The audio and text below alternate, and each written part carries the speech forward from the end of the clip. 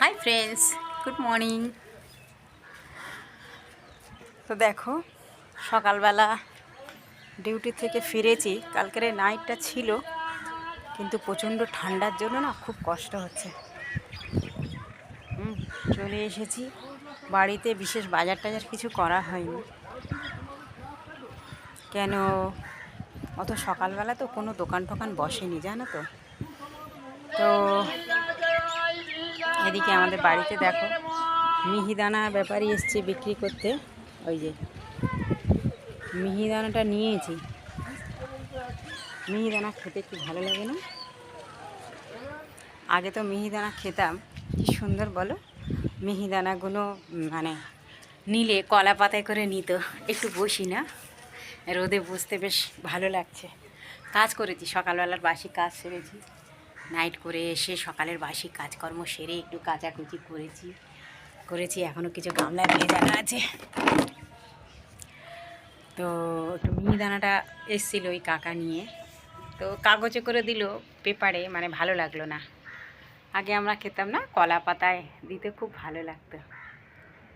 তো ছেলেবেলার সেই দিনগুলো, কলা পাতায় করে মিহিদানা খাওয়া, কিংবা যা নিতাম আর কি, বেশিরভাগ বেশিরভাগ কলা পাতায় বা শাল পাতাতে করে দিত, খুব ভালো লাগতো আর কি। তো কলা পাতায় দিল না বলে আমি আবার বললাম কাকাকে, কলা পাতায় দিলে না, পেপারে দিচ্ছ, ভালো লাগবে না ঠিক খেতে। আসলে কি বলো তো, কাজের ফাঁকে ফাঁকে না আমি খালি ওই সমস্ত ছেলেবেলার কথা যেতে চাই, জানো তো। জীবনে ছেলেবেলাটা ঠিক মেটেনি আমার, পোষেনি আর কি। ছেলেবেলার ঘোরা, খাওয়া, আড্ডা মারা কিছুই হয়নি। তো একদম জীবন তো পুরো শেষ পর্যায়ে চলে গেছিল আর কি। 10-12 বছরে মোটামুটি আমার গল্প শেষ। 10-12 বছর মানে মানে বাড়ি ছাড়া হয়ে গেছিলাম, বাইরে চলে গেছিলাম। বাবা মায়ের প্রচণ্ড কষ্ট দেখে, গরিব ছিল তো, প্রথমে ছিল, তারপরে হঠাৎই আর কি যা হয় সবাই ভাগ মোটা করে নিতে, তখন আর কম পড়ে যায়, তাই না? সেই জন্য করে আমি চলে গেছিলাম বাইরে বাবা মায়ের জন্য।